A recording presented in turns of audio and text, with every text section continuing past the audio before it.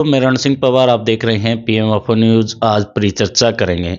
हाल ही के अंदर 3 राज्यों में जो बीजेपी को भारी बहुमत से विजय मिली और चुनाव हुए, और निश्चित है कि भाजपाइयों के जो दिल और चेहरे खिले खिले नजर आ रहे हैं। और आज हम ऐसे ही भाजपाई से आज आपको रूबरू करवा रहे हैं। हमारे साथ में अनिल गोदारा कैमरी गांव से है, जो कि हमेशा सोशल मीडिया पे लगे रहते हैं भाजपा के और सीएम मनोहर लाल के जो गुणगान करने में और जो नीतियां हैं भाजपा की उसको बताने में। तो आज परिचर्चा कर लेते हैं। पहले तो आपका गोदारा साहब स्वागत है। धन्यवाद भाई रण सिंह। सभी देखने वालों को, सभी चाहने वालों को राम राम। तो आज अभी हाल ही के चुनाव में जैसे कि विजय पताका चुनाव के अंदर भाजपा ने फहराई, तो निश्चित है कि आपके मन में भी खुशी के लड्डू तो फूट रहे हैं। हाँ, इसमें कोई दो राय नहीं, क्योंकि भारतीय जनता पार्टी हमारा एक परिवार है और उस परिवार में कभी किसी भी कोने में जब कार्यकर्ताओं की जीत होती है तो राजनीतिक कार्यकर्ता के नाते पूरे देश के हर कार्यकर्ता, बेशक वो बूथ स्तर का कार्यकर्ता हो, बेशक वो पन्ना तक का कार्यकर्ता हो, खुशी तो होती है। ये तो इसमें कोई दो राय नहीं। क्योंकि चुनाव चाहे 3 राज्यों में हुई तो मनोबल तो बीजेपी के जो हरियाणा के कार्यकर्ता हैं, नेता हैं, मंत्री हैं, उनके बधाई है कि वे हरियाणा में भी आने वाले चुनाव में इस तरह की जीत हासिल कर सकते हैं। देखिए, देश की जनता अब माननीय नरेंद्र मोदी जी को इस स्तर पर प्यार करती है और इस स्तर पर उन पर विश्वास करती है कि कोई भी किसी भी तरह का आडंबर, झूठ अब इस देश में, भारतवर्ष में नहीं चलेगा। क्योंकि सच को कहना और सच को करके दिखाने का काम भारतीय जनता पार्टी के नेतृत्व ने किया है। इसलिए अब झूठ का बोलबाला जो है धीरे धीरे धूमिल होएगा और ऐसा ही हरियाणा प्रदेश में भी होगा। क्योंकि अंतरात्मा में हर भारतीय के, हर हरियाणा वासी के अंतरात्मा में यही है कि जो सच है, आजकल सोशल मीडिया का और जागरूक देश है, तो सच चलेगा, अब झूठ नहीं चलेगा भाई रणजिंग।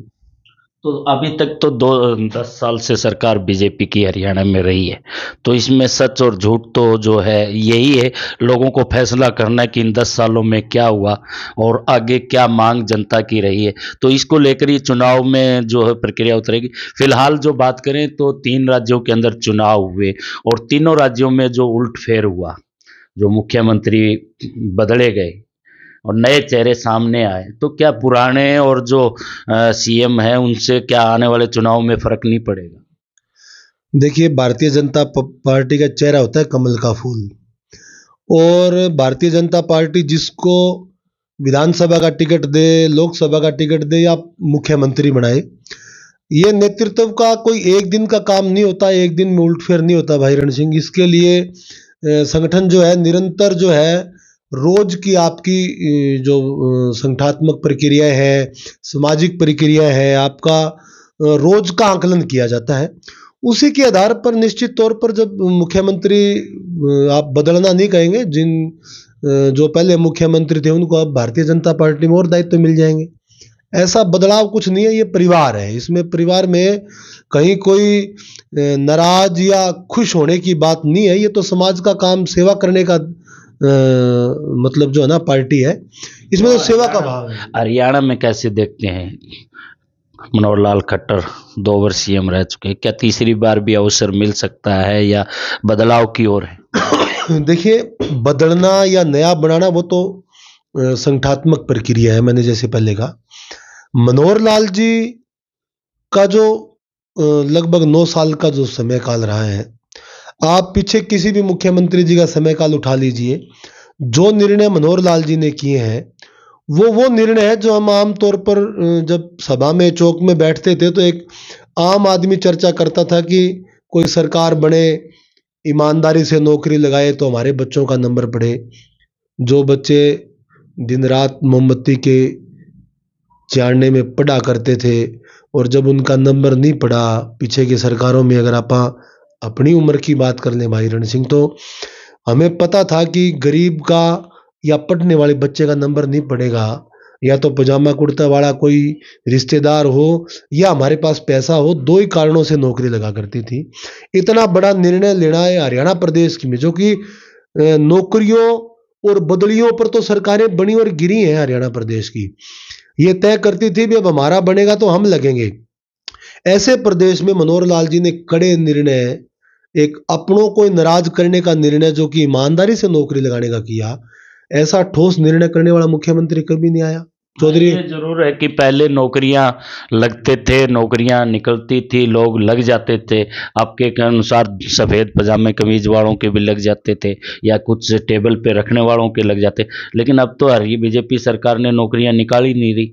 ना ऐसा नहीं, देखो 1.25 लाख के करीब नौकरियां, पक्की नौकरियां, जो सबसे ज्यादा आज के मतलब कार्यकाल में देने का काम किया। दूसरी बात ये देखो, एक सामाजिक ठप्पा कि अगर कोई किसी के राज में लग गया, मेरे राज में 3 लगे क्या आपके गांव में, उनके ठप्पा, उनको रैलियों में गाड़ियां लेके जाना, उनसे नगद मालाएं डलवाना पैसे की, रिवाज बंद करने का काम मनोहर लाल जी ने किया। उसके बाद आप देखिए, गरीब आदमी को राशन के नाम पर, उसके नाम पर उसका राशन सारा भ्रष्टाचार की भेंट चढ़ जाया करता था। आज हर आदमी, गरीब आदमी अंगूठा लगाता है, अपना राशन लेके जाता है। बिल्कुल ही अगर कोई चालाक डिपो होल्डर है, बेईमान डिपो होल्डर है, या कोई बिना जागरूक के कोई उपभोक्ता है, तो वो बेशक रह जाए। उसके बाद आप देखो आयुष्मान कार्ड योजना, गरीब लोग, एक आदमी उनका जाता था हॉस्पिटल में मरीज को लेकर, एक आदमी उनका या उसकी घर की महिला जाती थी किसी साहूकार के पास पैसा लेने के लिए, और अगर वो पैसा नहीं मिलता था तो उसके अभाव में जान चली जाती थी गरीब की। आज आयुष्मान योजना है। उसके बाद अगर आप आ जाओ, कुछ लोग कहते हैं किसानों के खेत में कभी सौर ऊर्जा के ट्यूबवेल किसी के राज में देखे थे? आज बिना निष्पक्ष भाव से कोई भी फार्म भरता है, पेमेंट जमा कराता है, किसी से मिलने की जरूरत नहीं, घर बैठे सारा काम हो रहा है। पीले कार्ड के लिए सरपंचों के, अफसरों के ये दलाल बैठे होते थे पीला कार्ड बनवाने वाले। आज कोई भी हाथ खड़ा करके कहता है देखो मैं गरीब हूं, मनोहर लाल जी मेरा पीला कार्ड बना दीजिए, उसका पीला कार्ड बनाया जा रहा है। हक, गरीब को सीधा हक मनोहर लाल जी ने देने का काम किया है। ऐसा मुख्यमंत्री, देव स्वरूप, जिसने मुख्यमंत्री की कुर्सी को सुशोभित किया है।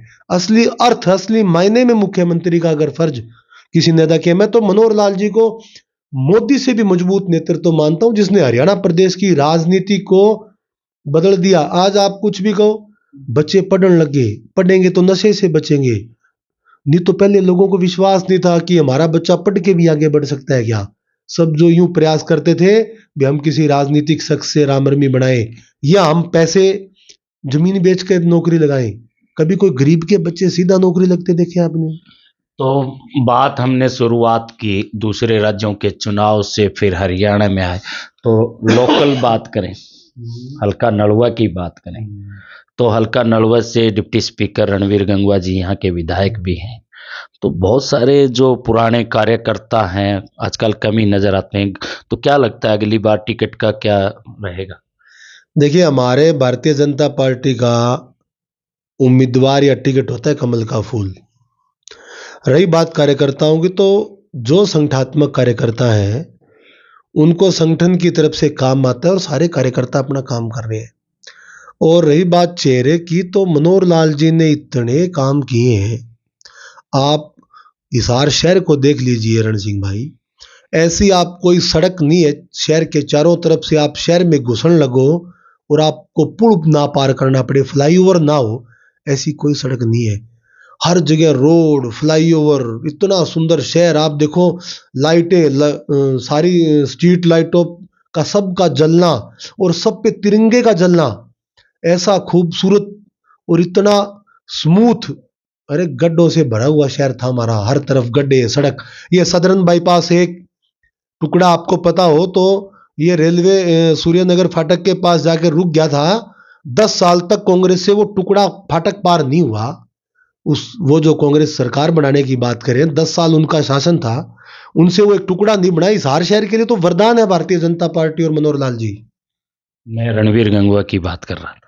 हाँ हाँ, रणबीर गंगवा जी भारतीय जनता पार्टी के सिपाही हैं, और निश्चित तौर पर उनका स्वभाव और उनकी सादगी उनकी सबसे बड़ी मजबूती है। तो नलवा की बात करें तो जो हवा की बात करें, कहते हैं हवा है भाई। आज आप कमल के फूल के इर्द गिर्द जो दायरा घुमा देते हैं पॉलिटिकल का कि कमल का फूल ही हमारा निशान, कमल का फूल ही हमारा जो है कैंडिडेट और सब कुछ कमल का फूल। तो क्या कमल का फूल हावी रहेगा या जो यहाँ के उम्मीदवार है भाजपा के वो रहेंगे? देखो, उम्मीदवार ही कमल का फूल होता है और कमल का फूल ही उम्मीदवार होता है।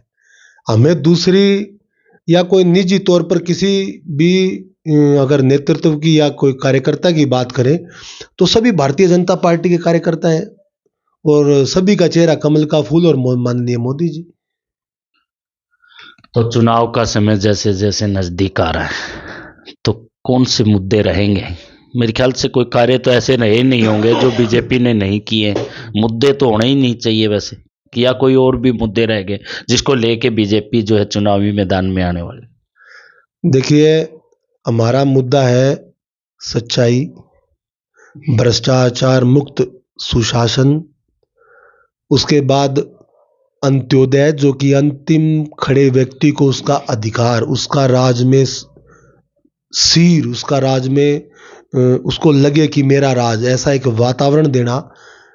जो पढ़ने वाले बच्चे हैं उनको शिक्षा का वातावरण देना ताकि रोजगार उनको मिल सके और जो युवा हैं उनको रोजगार के लिए अवसर प्रदान करना, किसान के लिए उसको लिए एक अच्छी पैदावार मतलब हो और उस पैदावार को उसको बेचने में उसको आसानी रहे, उसको मिलने वाले खाद बीज दवा अच्छे से मिले।